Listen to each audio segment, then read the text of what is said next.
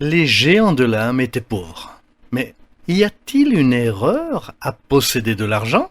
Ce programme a été enregistré à l'origine par Ricardo Mello de l'Institut Namasté le 6 mars 2020. Les audios sont préparés par des volontaires de la pilule de l'Évangile. Notre équipe de collaborateurs a toujours besoin d'aide. Soyez vous aussi volontaires dans notre cause. Rejoignez notre page sur Facebook, Pilule de l'Évangile. Bonsoir mes chers amis, bonsoir, une très bonne soirée à tous. Avec l'affection habituelle et beaucoup de joie, nous commençons une autre pilule nocturne de l'Évangile. Beaucoup de lumière et de paix pour vous, pour votre cœur et pour votre vie. Aujourd'hui, j'ai une question liée à la question financière. On a répondu à une question très intéressante d'un auditeur disant « Ricardo, j'ai besoin de comprendre quelque chose. Jésus, Mère Teresa, Chico Xavier, Gandhi, ils étaient tous des géants qui ont abandonné la question matérielle. Néanmoins, ils auraient pu être riches aussi.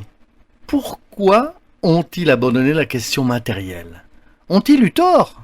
Bien sûr que non. Il faut que nous comprenions quelques principes importants, afin de pouvoir comprendre la profondeur qui peut atteindre cette réflexion. Chacun de nous, mes amis, a un processus de progrès spirituel dans chaque existence que l'on traverse. Il est très important de se rappeler que nous ne comprendrons jamais la vie si on prend en compte qu'une seule vie, si on s'en tient qu'à une seule existence. Nous sommes des êtres humains éternels évoluant dans diverses existences, et chacune de ces existences nous présente des défis et des opportunités pour le développement de notre être. Vous pouvez en être absolument sûr. Le riche d'aujourd'hui était le pauvre d'hier, ou sera peut-être celui de demain. Parce qu'être pauvre ou riche n'est pas une question de mérite ou de punition, mais d'apprentissage, en rapport avec la question matérielle. Celui qui aujourd'hui a la chance d'avoir une famille, d'avoir plusieurs personnes à ses côtés, et de pouvoir se marier, certainement il a eu des expériences dans lesquelles il a pu faire face à l'abandon, à la solitude, où il va peut-être traverser cette expérience, y compris pour apprendre à ne pas se sentir abandonné par lui-même. Après tout, ce qui compte, c'est notre connexion à notre moi sacré. Je pourrais énumérer plusieurs situations que nous jugeons bonnes. Mais à qui sont-elles bonnes?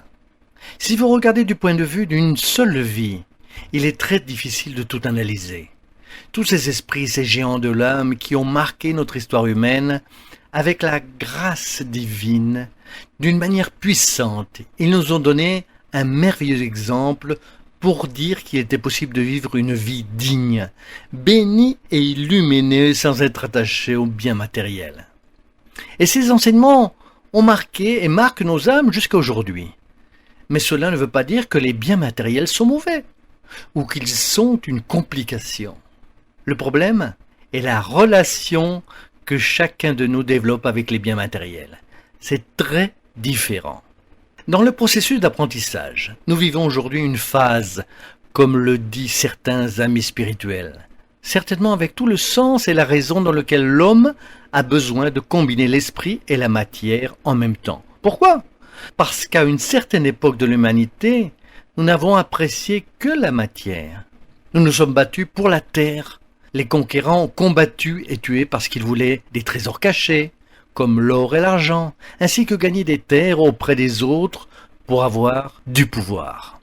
Ensuite, nous sommes allés à l'autre extrême, quand la lutte dans les guerres de religion semblait justifier la folie humaine, exactement avec la justification de rechercher la paix. En fait, c'est stupide, car il n'y a jamais eu une paix en faisant cela. La recherche de cet excès de spiritualité contre la volonté à travers les guerres, n'a jamais apporté la paix à personne. Aujourd'hui, nous vivons le moment du juste milieu. Nous apprenons progressivement à construire une humanité plus juste et meilleure pour nous tous. En elle, spiritualité et richesse vont de pair, coexistant dans une âme sans qu'il y ait des conflits, sans être attaché à la question matérielle, car on sait que tout est éphémère. Et ainsi, l'âme ne cesse de grandir spirituellement, en comprenant l'importance d'éveiller son être pour devenir meilleur chaque jour, sans ignorer sa capacité à œuvrer pour le progrès de l'humanité. Pour que nous puissions tous évoluer dans cette direction avec cette connexion des objectifs, en sachant que chaque existence nous apporte un apprentissage.